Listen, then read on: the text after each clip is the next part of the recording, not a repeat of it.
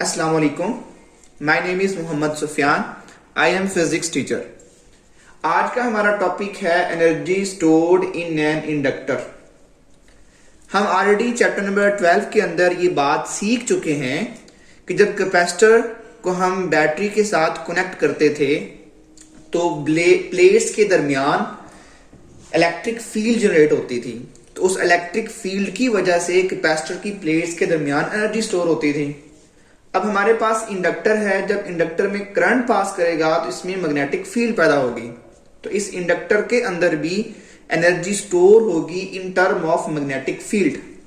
तो आज हम वही एक्सप्रेशन कैलकुलेट करने जा रहे हैं कि एनर्जी इस इंडक्टर के अंदर कैसे स्टोर होती है। हमने उस एनर्जी का एक्सप्रेशन फाइंड करना है। अच्छा बच्चों, जैसे ही मैं बैटरी अप्लाई करता हूं और साथ में रियोस्टेट स्विच लगा देता हूं, तो रियोस्टेट का यहां पर मतलब क्या है, मतलब क्यों यूज किया जा रहा है, ताकि करंट को वेरी किया जा सके। अगर करंट वेरी होगा तभी इस कॉइल के अंदर से फील्ड लाइन गुजरेंगी तो हमारे पास फ्लक्स चेंज होगा। फ्लक्स का चेंज होना बहुत जरूरी है, आप ऑलरेडी जानते हैं अकॉर्डिंग टू फैराडेज लॉ।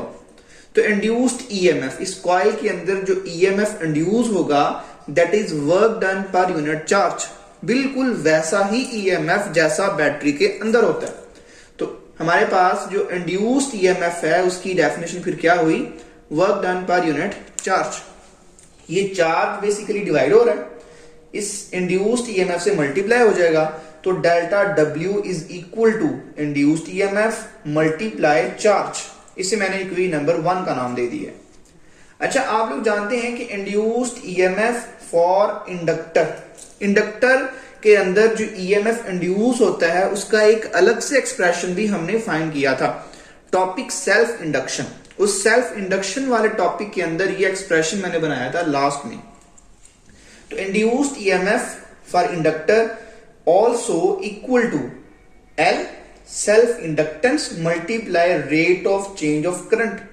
अब इंड्यूस्ड ईएमएफ की ये वाली वैल्यू यूज करें किस इक्वेशन में, 1 के अंदर, तो आप यहां पर पुट करेंगे इसकी वैल्यू। तो हमारे पास work is equal to L del I over del T multiply ये वाला चार्ज। ये डेल टी को मैं डेल क्यू से डिवाइड कर दूंगा तो हमारे पास कुछ यूं इक्वेशन बन जाएगी, L multiply del I multiply del Q over del T. Del I को हमने नाम दिया है डिफरेंस इन करंट, आई यहां पर करंट को शो कर रहा है, और ये है total charge divide by total time taken. तो total charge divide by total time taken हमें क्या देता है, एवरेज इन करंट।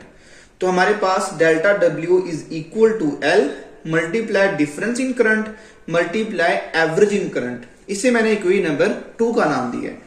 सपोज करते हैं जब स्विच ओपन था, मतलब कि स्विच को ओपन किया हुआ था, तब इनिशियल करंट हमारे पास क्या होगा, 0 होगा। When switch S is close then final current become equal to I. तो हमारे पास आई एफ की वैल्यू क्या है, आई के इक्वल है। तो हम फाइंड करेंगे difference in current average in current. Difference in current कैसे फाइंड करते हैं, final current minus initial current. Final हमारे पास आई था, इनिशियल हमारे पास 0 था, तो आई माइनस 0 वी गेट आई। तो डिफरेंस इन करंट की वैल्यू आई के इक्वल। अब फाइंड करेंगे एवरेज करंट। एवरेज करंट कैसे फाइंड करते हैं, initial plus final divide by 2। Initial 0 था, फाइनल आई था, और डिवाइड बाई 2 सिंप्लीफाई करेंगे 1/2 आई आ जाएगा। अब डिफरेंस इन करंट की वैल्यू आई है, एवरेज करंट की वैल्यू 1/2 आई है। अब ये दोनों वैल्यूज हम इक्वेशन नंबर 2 में पुट करेंगे यहां पर। तो डेल्टा डब्ल्यू, अब डेल्टा डब्ल्यू को मैंने यू से रिप्लेस कर दिया है। डेल्टा डब्ल्यू भी एनर्जी थी और यू भी एनर्जी है, तो हम वर्क को एनर्जी से रिप्लेस कर सकते हैं। डेल्टा डब्ल्यू की जगह पे यू आ गया, एल वैसे ही आ गया बच्चों, और डिफरेंस इन करंट की जगह पे आई, एवरेज करंट की जगह पे 1/2 आई। जब इस इक्वेशन को सिंप्लीफाई करेंगे तो हमारे पास आएगा 1/2 एल आई स्क्वायर, जो कि आई से मल्टीप्लाई होकर आई स्क्वायर बन जाएगा। This is equation number 3। अच्छा, अब ये हमारे पास इक्वेशन आ गई u is equal to 1/2 L I square. अब मैंने पहले टॉपिक के स्टार्ट में बात की थी कि इस इंडक्टर के अंदर मैग्नेटिक फील्ड होती है और उस मैग्नेटिक फील्ड की टर्म में इसके अंदर एनर्जी स्टोर होती है। एक्सप्रेशन में कहीं मैग्नेटिक फील्ड का कोई फैक्टर नजर नहीं आ रहा, तो हम बेसिकली अब कैलकुलेशन को मजीद एक्सटेंड करेंगे और इस एक्सप्रेशन में मैग्नेटिक फील्ड का फैक्टर लेके आएंगे।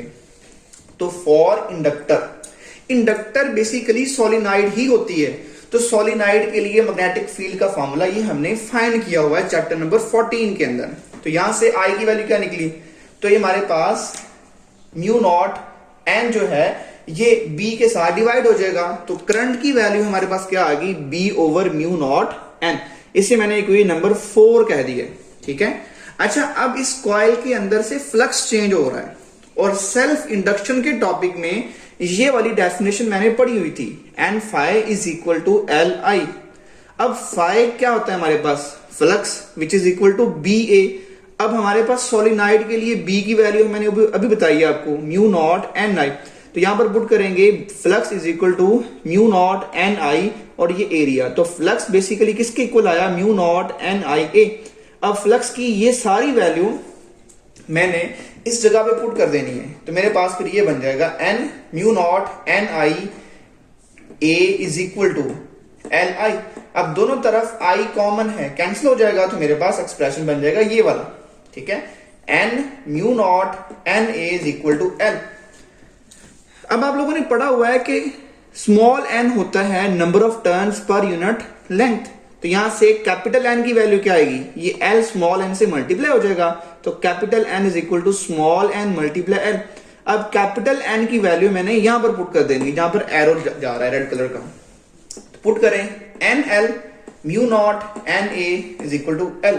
तो एन से एन मल्टीप्लाई हो गया एन स्क्वायर म्यू नॉट और ए एल मैंने लिख दिया साथ इज इक्वल टू एल। अब इस एल और इस एल में फर्क है, स्मॉल एल रिप्रेजेंट करता है इस इंडक्टर की लेंथ को और कैपिटल एल रिप्रेजेंट करता है सेल्फ इंडक्टेंस को। अब हमारे पास इक्वेशन नंबर 5 ये बन गई और ये इक्वेशन नंबर 4। अब 4 और 5 देखें, 4 में हमारे पास करंट है और 5 में हमारे पास एल है विच इज सेल्फ इंडक्टेंस। 4 और 5 इक्वेशन को यूज करेंगे इक्वेशन नंबर 3 के अंदर, तो use equation number 4 and 5 in equation number 3। तो 3 के अंदर एल की जगह मैंने क्या पुट कर दिया है, N square mu naught A L multiply. अब करंट का स्क्वायर है, जब मैं इस पूरी इक्वेशन का स्क्वायर लूंगा तो B square mu naught square N square यहां पर पुट कर दूंगा, तो अब हमारे पास एन स्क्वायर से कट गया, इस म्यू नॉट की पावर 1 है, इस म्यू नॉट की पावर 2 है, ऊपर एक नीचे से कट जाएगा, तो हमारे पास सिंप्लीफाइड एक्सप्रेशन ये बन जाएगा 1/2 B square over mu naught A L. तो ये हमारे पास लास्ट एक्सप्रेशन बन गया है, u become equal to 1/2 B square over mu naught multiply A L. अब देखिए, जो मैंने पहले बात की थी कि एनर्जी स्टोर होगी इन टर्म ऑफ मैग्नेटिक फील्ड, अब आप देख रहे हैं कि इस एक्सप्रेशन के अंदर b आ चुका है, इट मीन इसकी जो मैग्नेटिक फील्ड है वो इस एक्सप्रेशन में आ चुकी है। और यही हमने बात की थी कि एनर्जी स्टोर होती है in term of magnetic field. अच्छा बच्चों, हमने फाइंड कर लिया था u is equal to 1/2 B square mu naught multiply A L, ये हमारे पास एनर्जी स्टोर थी इस इंडक्टर के अंदर। अच्छा, आप लोगों को पता है अगर इस कॉइल का एरिया, क्रॉस सेक्शनल एरिया, अगर इस कॉइल की लेंथ से मल्टीप्लाई कर दिया जाए तो हमारे पास क्या निकल आता है, वॉल्यूम। तो मैं ए एल की जगह पे फिर क्या पुट करूंगा, वॉल्यूम पुट करूंगा, तो ये हमारे पास एक्सप्रेशन बन गया है। अब हम फाइंड करेंगे एनर्जी डेंसिटी। एनर्जी डेंसिटी को हम यूएम से रिप्रेजेंट करते हैं और उसकी डेफिनेशन क्या है, एनर्जी पर यूनिट वॉल्यूम। अब हमने एनर्जी क्या फाइंड की है अभी 1/2 B square mu naught multiply volume, तो ये सारी वैल्यू मैंने यहां पर इंसर्ट कर दी है, वॉल्यूम और वॉल्यूम से कैंसिल हो जाएगा, तो एनर्जी डेंसिटी फिर निकली 1/2 B square over mu naught. यहां पर हमारा टॉपिक हो जाता है एंड। अब आपके पास एक इंपॉर्टेंट एमसीक्यूज है, वो क्वेश्चन में पूछेगा unit of 1/2 B square over mu naught quantity, इस क्वांटिटी का यूनिट क्या है। अब गौर से देखिए, ये क्वांटिटी बेसिकली किसके इक्वल है, यूएम के इक्वल है, और यूएम किसे बोलते हैं, एनर्जी डेंसिटी को, और एनर्जी डेंसिटी बेसिकली किसके इक्वल होती है, energy per unit volume. Energy का यूनिट होता है जूल और वॉल्यूम का यूनिट होता है मीटर क्यूब, तो जो यूनिट एनर्जी डेंसिटी का होगा वही यूनिट इसका होगा, इट मीन फिर इसका यूनिट भी क्या निकला, जूल पर मीटर क्यूबिक। अब आप लोगों की असाइनमेंट है, वो असाइनमेंट सुन लें कि हमारे पास इस कॉइल के कोर में अगर कोई मटेरियल प्लेस करें, कोई डाइलेक्ट्रिक मटेरियल या कोई भी मीडियम प्लेस करें, मीडियम का क्या इफेक्ट होगा इसके अंदर स्टोर होने वाली एनर्जी के ऊपर।